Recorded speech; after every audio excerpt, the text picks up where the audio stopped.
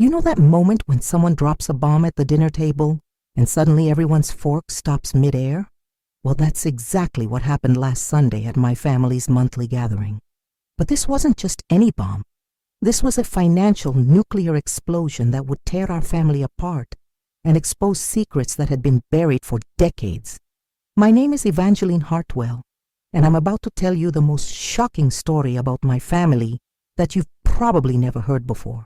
Picture this: a cozy dining room in suburban Minneapolis, the smell of my grandmother's famous pot roast filling the air, and 12 family members gathered around a mahogany table that's been in our family for 3 generations. Everything seemed perfectly normal until my 82-year-old grandmother, Cordelia Hartwell, asked the question that would change everything. The autumn rain was tapping against the windows of Grandma Cordelia's Victorian home on Maple Street. October in Minnesota always brought that crisp air that made you want to wrap yourself in a warm blanket. But nothing could have prepared us for the chill that was about to settle over our family dinner.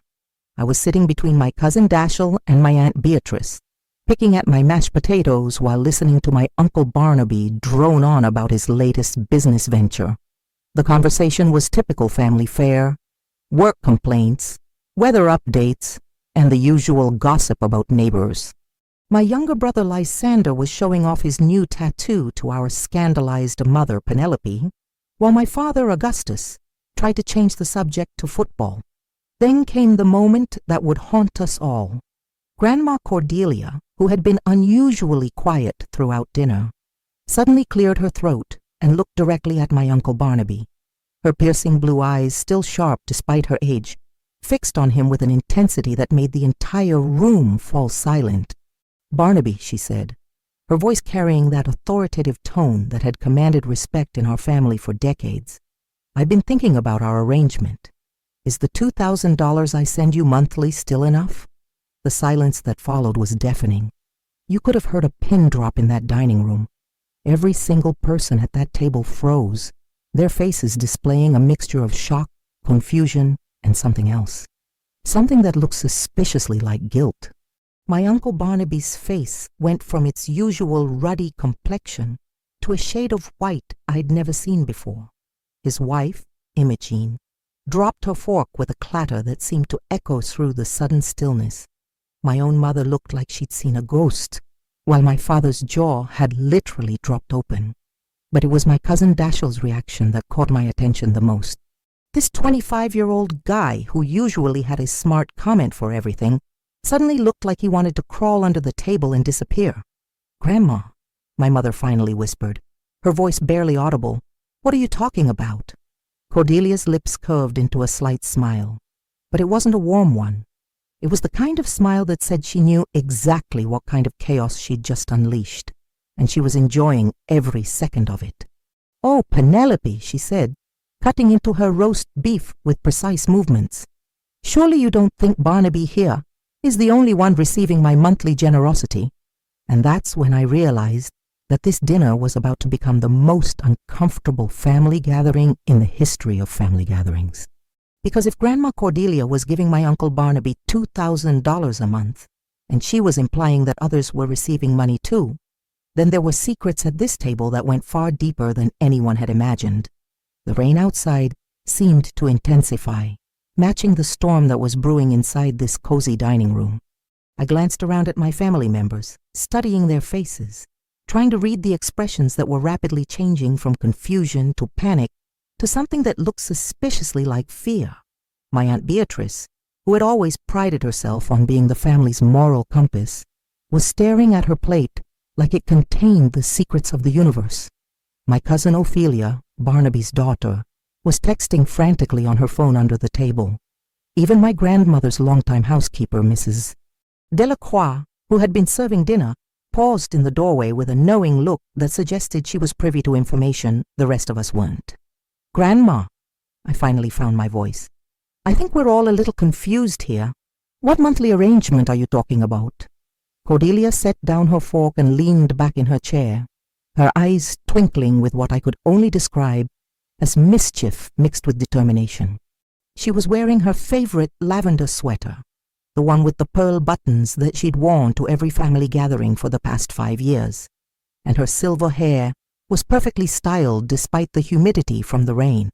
"Well, dear Evangeline," she said, emphasizing my name in that way that made it sound both elegant and ominous. "I suppose it's time for some honesty at this table. You see, I've been financially supporting various members of this family for quite some time now. Monthly deposits, emergency funds, college tuition payments, the works. The bombshell had been dropped, but the explosion was just beginning.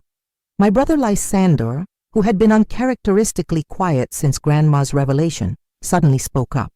"Grandma, are you saying that people at this table have been taking money from you without the rest of us knowing?"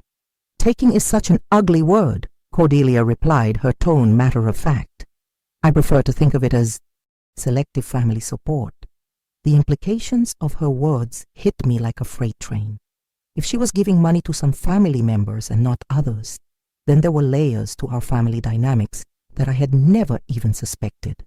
More importantly, it meant that some of the financial success and stability I'd attributed to hard work and good fortune might actually be the result of Grandma's secret generosity. I looked at my Uncle Barnaby, who was still sitting there looking like he'd swallowed a live fish. His construction business had been thriving lately, and he'd just bought a new truck last month. His wife, Imogene, had been showing off her designer handbag collection on social media. Now I was wondering if their sudden prosperity had more to do with Grandma's monthly checks than Barnaby's business acumen. But it wasn't just Barnaby. I was starting to piece together other things that hadn't made sense before. My cousin Dashiell had graduated from college debt-free, which had always seemed miraculous given his parents' modest income. My Aunt Beatrice had somehow managed to renovate her entire kitchen last year, despite being on a teacher's salary. Even my own brother Lysander had been living in a suspiciously nice apartment for someone working part-time at a coffee shop. The more I thought about it, the more I realized that I might be the only one at this table who hadn't been receiving Grandma's financial assistance. The thought was both insulting and oddly liberating. Insulting because it suggested that either I didn't need help or I wasn't worthy of it. Liberating because it meant that everything I'd achieved had been through my own efforts. "Grandma," I said, trying to keep my voice steady, "exactly how many people are we talking about here?" Cordelia's smile widened and she reached for her wine glass, taking a deliberate sip before answering. The crystal glass caught the light from the chandelier, casting tiny rainbows across the white tablecloth. "Well," she said, setting the glass down with a soft clink, "let's just say that my monthly expenditures on family support have been substantial." The rain outside had turned into a proper downpour, the kind that makes you grateful to be indoors. But inside this dining room, I felt like I was caught in the middle of a tornado, watching as everything I thought I knew about my family was being torn apart and scattered to the winds. The silence stretched on for what felt like hours, but was probably only a few minutes. I watched as my family members squirmed in their seats, avoided eye contact, and generally looked like they wished they were anywhere else in the world. The tension was so thick you could cut it with a knife. Finally, my cousin Dashiell broke. He pushed his chair back from the table with a scraping sound that made everyone jump. "Okay, fine," he said, his voice cracking slightly. "Yes, Grandma has been helping me with my student loans. But it's not like I asked for charity, she offered." The floodgates had opened. Once Dashiell admitted to receiving money, it was like a dam had burst. One by one, my family members began confessing to their own financial arrangements with Grandma Cordelia. My Aunt Beatrice, who had been sitting ramrod straight in her chair, suddenly deflated like a punctured balloon. "She's been helping with my mortgage payments," she whispered, her voice barely audible. "After the divorce, I couldn't afford to keep the house on my own, and she didn't want me to have to sell it. My mother, Penelope, looked like she was about to be sick. The medical bills from when Augustus had his surgery last year," she said, not looking at anyone. "Insurance didn't cover everything, and we were drowning in debt. My father, Augustus, who had always been proud of his ability to provide for his family, stared at his hands. I wanted to handle it myself," he said quietly. "But your grandmother, she's very persuasive. I felt like I was watching a confession session. Each revelation hit me harder than the last. My Uncle Barnaby's construction business wasn't thriving because he was a great businessman. It was because he had a safety net that allowed him to take risks without worrying about failure. My Aunt Beatrice hadn't been managing her finances brilliantly as a single mother. She'd had help. My parents hadn't overcome their financial crisis through careful budgeting and sacrifice. They'd had a benefactor. But what really got to me was the realization that all of these people had been living with this secret knowledge while I'd been struggling to make ends meet on my own. I'd been working 2 jobs to pay off my student loans, living in a studio apartment with a broken air conditioner, and eating ramen noodles for dinner more nights than I cared to admit. Meanwhile, my family members had been receiving monthly stipends that would have made my life infinitely easier. "Wait," I said, my voice getting louder despite my efforts to stay calm. "Let me get this straight. You've all been getting money from Grandma, and nobody thought to mention this to me. Ever." The guilty looks that flashed around the table confirmed my suspicions. They had all known about each other, at least to some extent. I was the only one who had been completely in the dark. Grandma Cordelia, who had been watching this family drama unfold with obvious satisfaction, finally spoke up. "Evangeline, dear, you never asked for help. You've always been so independent, so determined to make it on your own. I admired that about you." "So you punished me for it?" I shot back, feeling a surge of anger that surprised me with its intensity. "You rewarded everyone else for being dependent, but because I was trying to be self-sufficient, I got nothing?" The hurt in my voice was unmistakable, and I could see several of my family members flinch. But I was beyond caring about their comfort at this point. I had been busting my ass for years, working overtime, skipping vacations, and sacrificing my social life to stay financially afloat, while they had been living comfortably with secret monthly allowances. "It wasn't punishment," Cordelia said, her voice taking on a sharper edge. "It was respect. I respected your independence, but clearly I misjudged how you would feel about that." My cousin Ophelia, who had been unusually quiet throughout this whole revelation, suddenly looked up from her phone.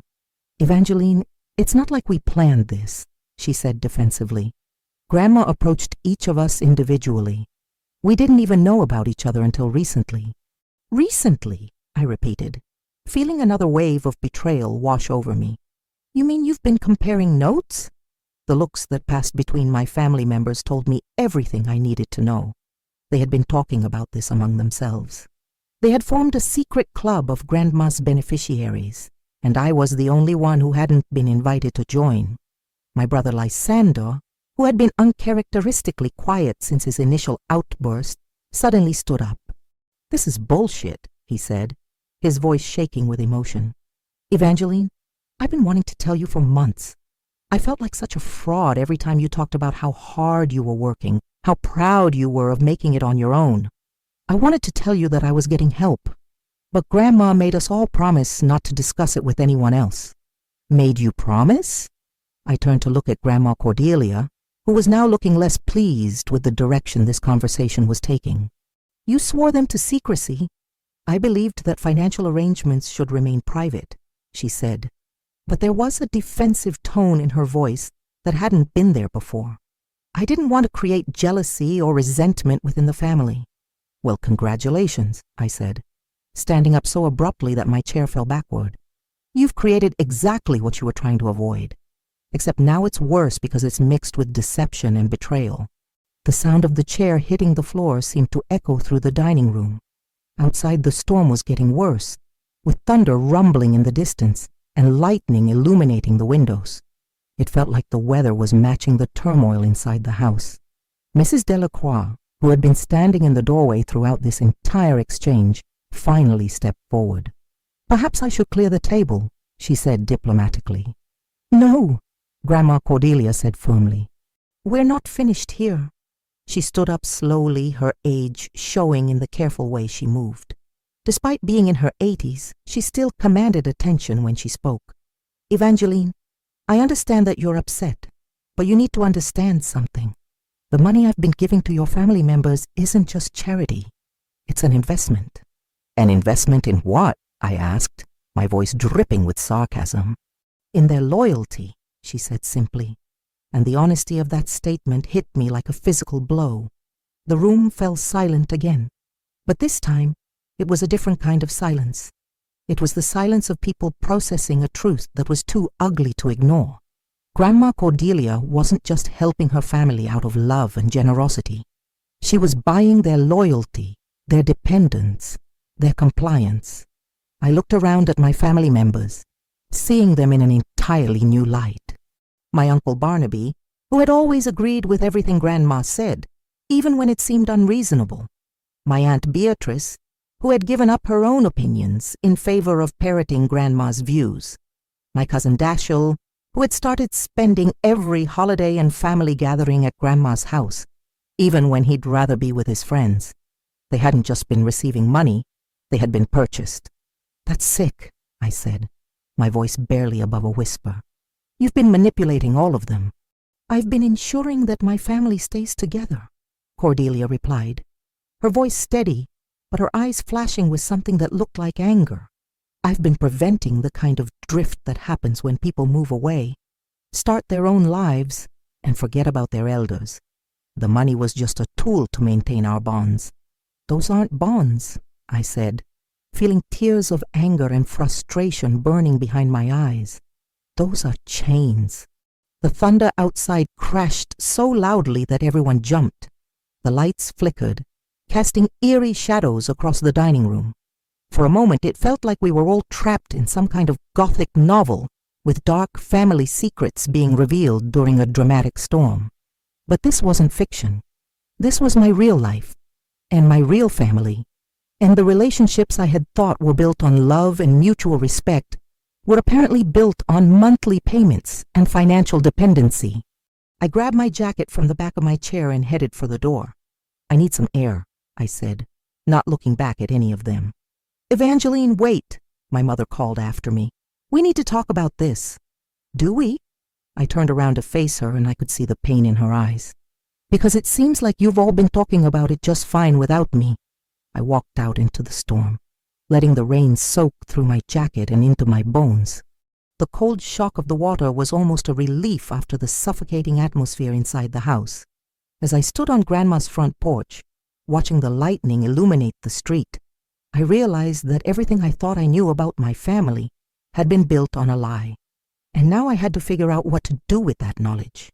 I stood on that porch for what felt like hours, getting soaked by the Minneapolis rain and trying to process everything that had just happened.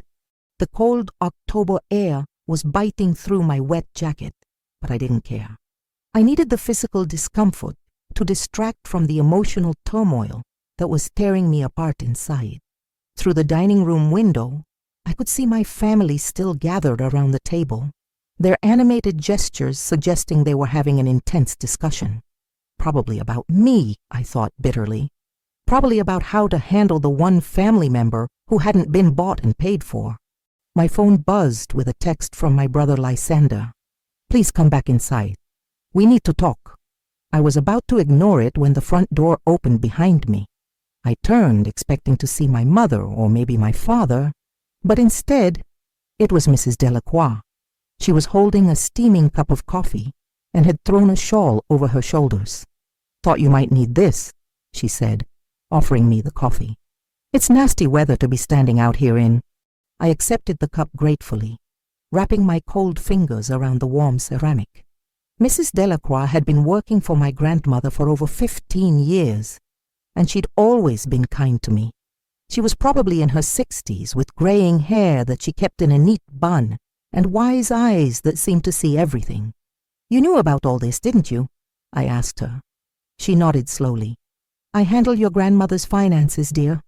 I write the checks. I balance the books. I know exactly where every penny goes. And you never thought to tell me." "It wasn't my place," she said gently. "But I will say this.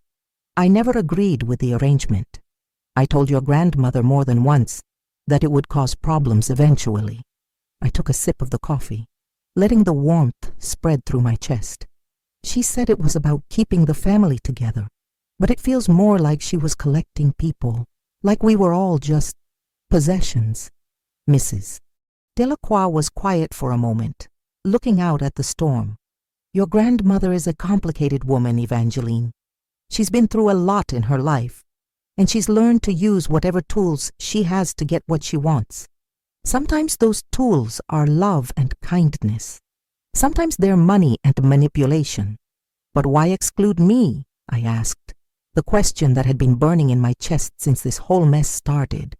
Why was I the only one left out? Because you're the only one who reminds her of herself, Mrs. Delacroix said simply. You're independent, stubborn, and you refuse to be controlled. She respects that about you, but it also threatens her. Before I could ask what she meant by that, the front door opened again. This time it was my grandmother herself, wrapped in a thick coat and carrying an umbrella. Evangeline, she said, her voice carrying that tone of authority that had always made me straighten my shoulders. Come inside. We need to have a private conversation. I glanced at Mrs. Delacroix, who nodded encouragingly. Go on, dear. It's time you heard the whole story. Reluctantly, I followed my grandmother back into the house. But instead of returning to the dining room where my family was still gathered, she led me to her study, a cozy room lined with bookshelves and dominated by a large oak desk that had belonged to my grandfather. She closed the door behind us and gestured for me to sit in one of the leather chairs by the fireplace. She took the chair across from me, and for a moment we just sat there, listening to the storm outside and the muffled voices of my family in the other room. You want to know why I excluded you from my financial arrangements? She said finally. It wasn't a question. Among other things, yes. She leaned back in her chair, and for the first time all evening she looked tired. The confident, manipulative woman from the dining room was gone, replaced by someone who looked every one of her 82 years. Your grandfather left me a considerable amount of money when he died, she began, more than I could ever spend in my lifetime. But he also left me with a warning. He said that money could be a tool for good or evil, and that I needed to be careful not to use it to control the people I loved. She paused, staring into the cold fireplace. I'm afraid I haven't heeded his warning as well as I should have. So you admit that you've been manipulating everyone. I admit that I've been trying to keep my family close to me, she said. After your grandfather died, I watched my children scatter to the four winds. Your father moved to Seattle for work. Your Aunt Beatrice got divorced and became consumed with her own problems. Your Uncle Barnaby was struggling to keep his business afloat. I felt like I was losing everyone I cared about. So you decided to buy them back. I decided to help them through difficult times, she corrected, but there was no conviction in her voice. The monthly payments, they started as temporary assistance, but I found that as long as people needed my help, they stayed in my life. They called me regularly, they visited, they included me in their decisions. And you got addicted to that feeling of being needed. She nodded slowly. I suppose I did. When you're as old as I am, Evangeline, you become invisible to most of the world. People stop asking your opinion, stop valuing your input. But when you're writing someone's monthly check, suddenly your opinion matters again. I could see the logic in her reasoning, but it still made me angry. But you didn't need to buy my attention, I said. I was already close to you. I called you every week. I visited regularly. I asked for your advice. Why wasn't that enough? Because you would have done all of that whether I had money or not, she said. You loved me for me, not for what I could give you. And while that was wonderful, it also meant that I couldn't control you the way I could control the others. The honesty of that statement hit me like a slap in the face.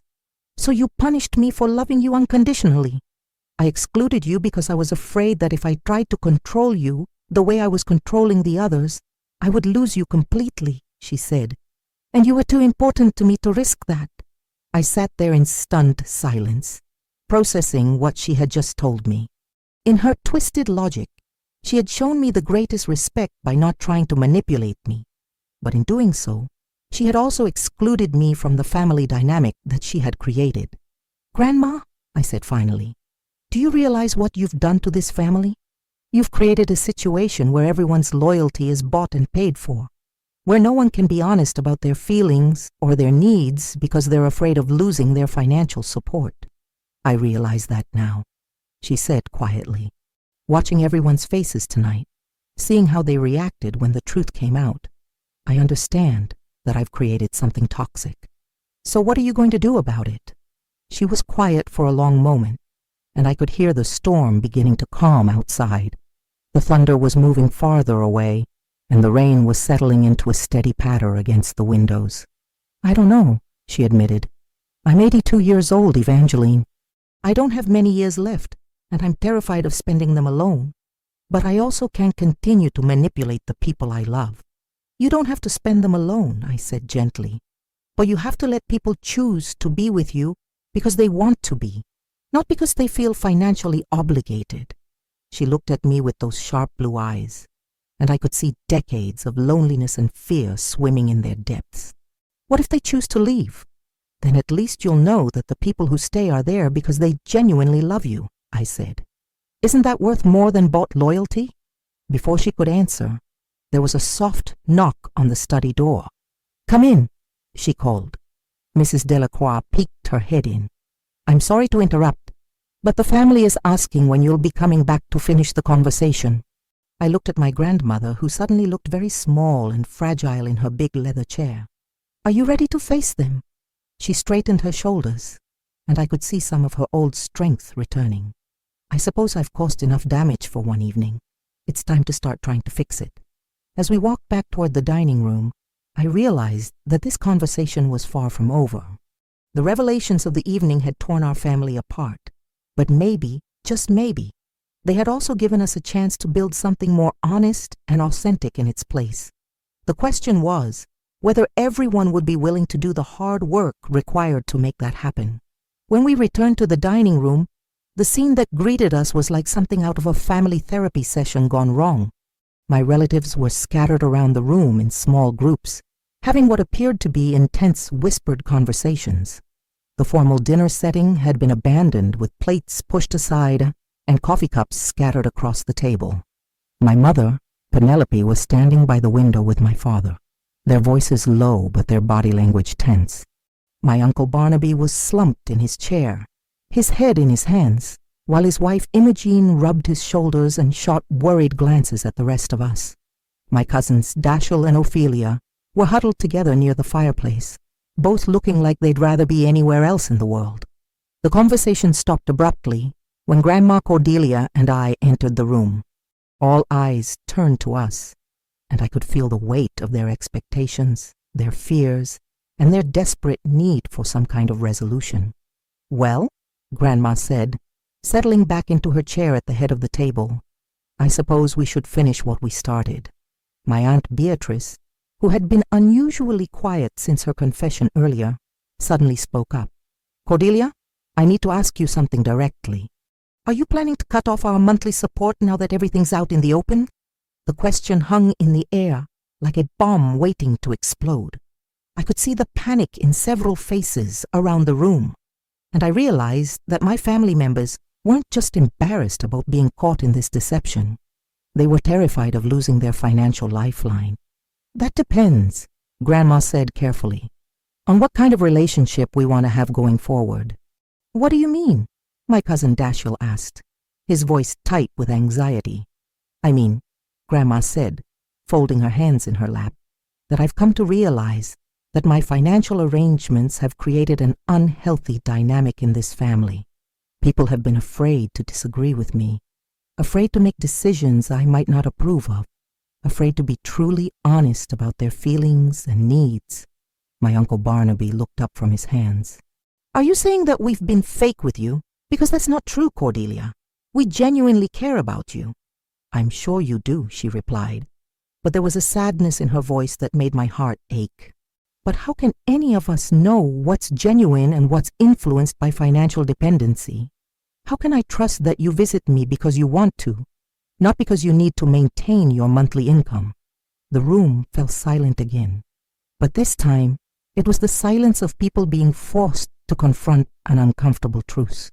I looked around at my family members, seeing the conflict in their faces as they struggled with questions they had probably been avoiding for years.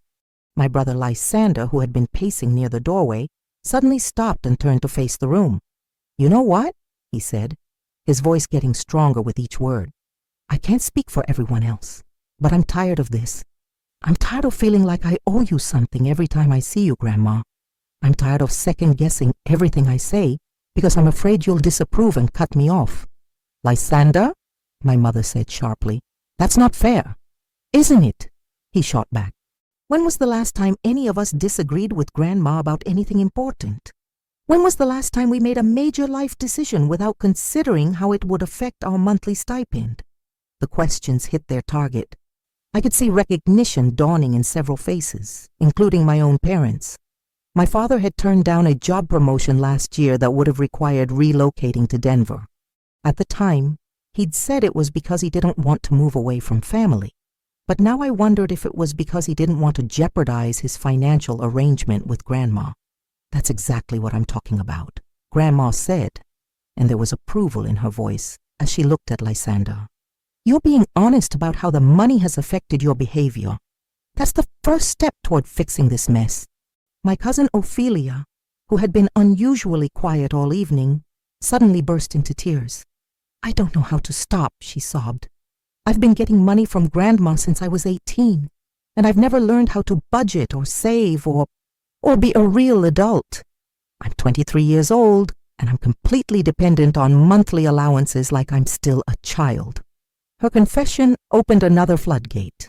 My Aunt Beatrice admitted that she'd been making financial decisions based on her guaranteed monthly income, never bothering to live within her actual means. My Uncle Barnaby revealed that he'd been taking business risks he couldn't afford, knowing that Grandma's money would cushion any potential losses. "I've made you all financially irresponsible," Grandma said, her voice heavy with regret. "I thought I was helping, but I was actually handicapping you." "So what do we do now?" my mother asked, her voice small and uncertain. "Do we just stop? Do we figure out how to live without the money?"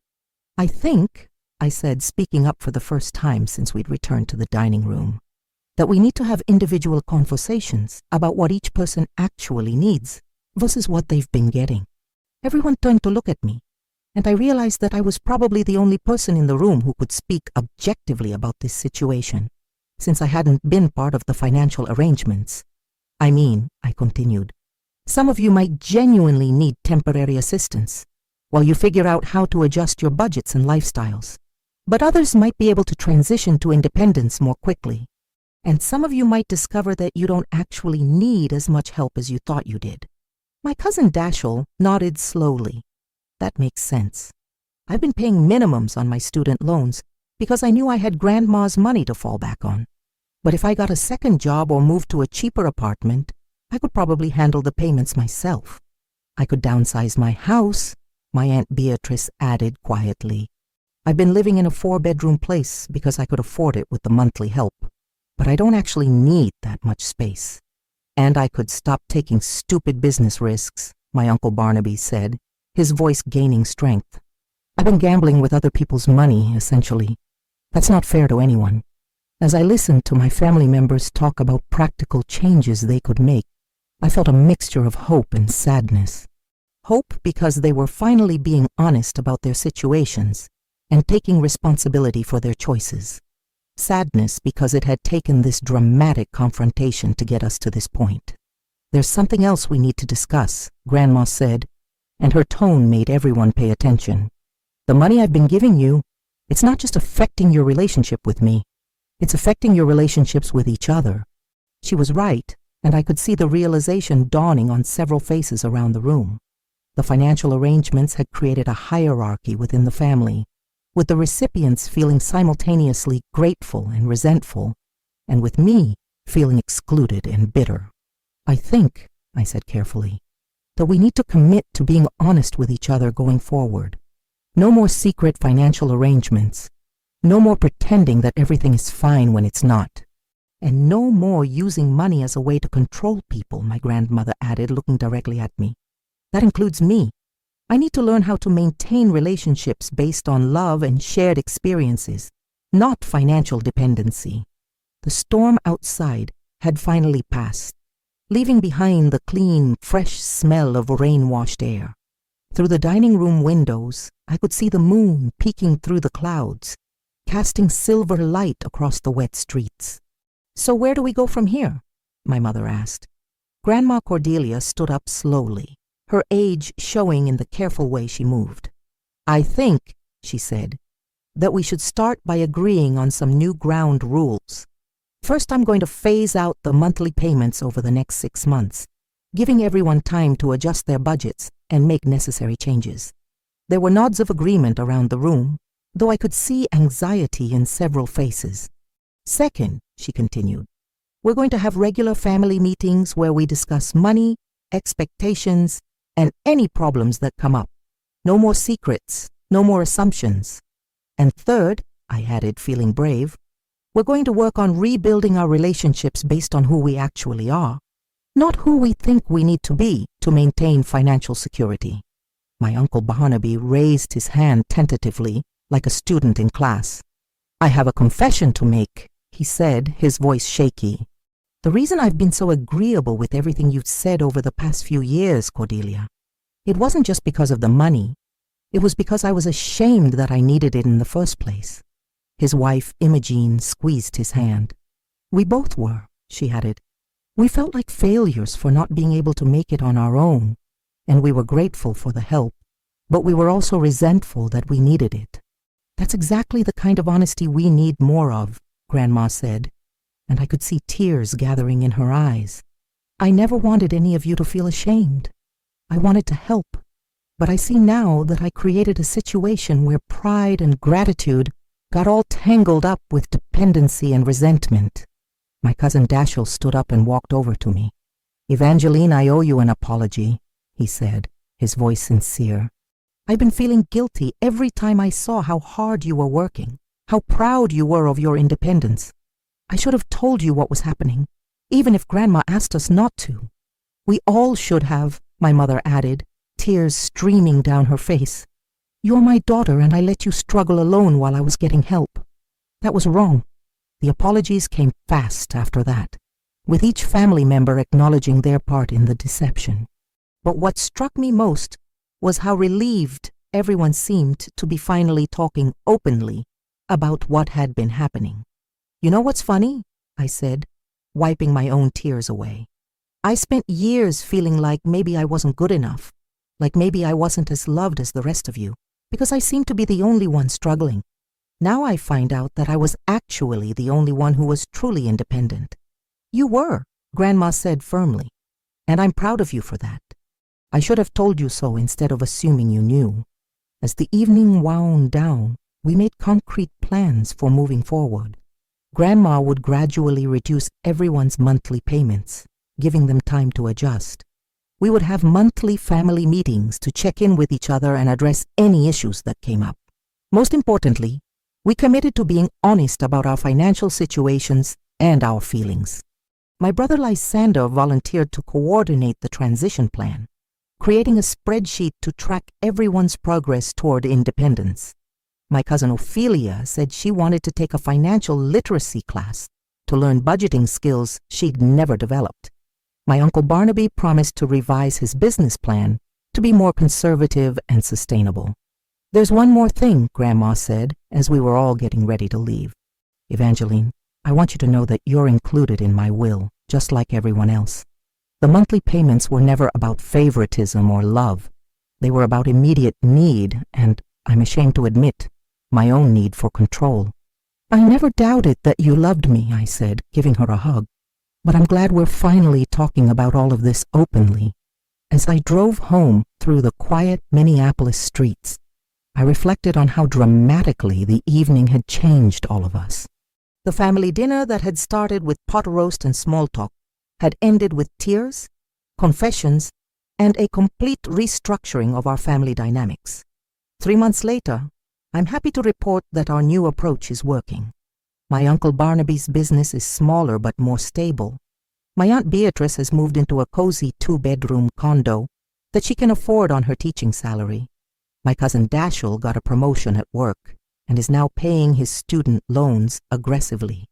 My brother Lysander has learned to cook and budget, and he's proud of his growing independence. Most importantly, our family relationships feel more authentic now. We disagree with Grandma sometimes, and she's learning to accept that disagreement doesn't mean we love her less. We talk openly about money, about struggles, about successes. We support each other emotionally rather than just financially. The monthly family meetings have become something we all look forward to. They're not always easy. Sometimes we have difficult conversations about budgets or expectations. But they're honest, and that honesty has brought us closer together than we've been in years. Grandma Cordelia is still adjusting to relationships that aren't built on financial dependency, but she's discovering that people want to spend time with her because they genuinely enjoy her company. She started volunteering at the local library, using her organizational skills and sharp mind to help with their literacy program. She's found purpose and connection outside of our family, which has made her less dependent on controlling us. As for me, I've learned that independence doesn't mean isolation. I've started accepting help when I need it, whether that's my brother helping me move to a better apartment or my parents taking me out to dinner when money's tight. The difference is that now the help comes with no strings attached, no expectations of gratitude that goes beyond a simple thank you.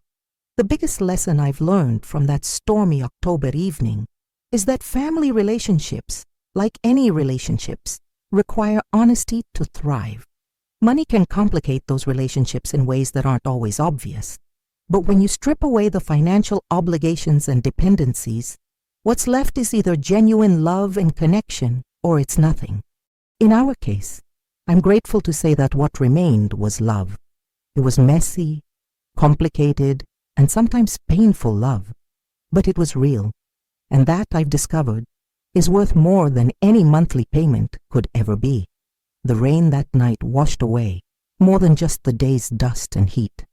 It washed away years of pretense, manipulation, and unspoken resentments.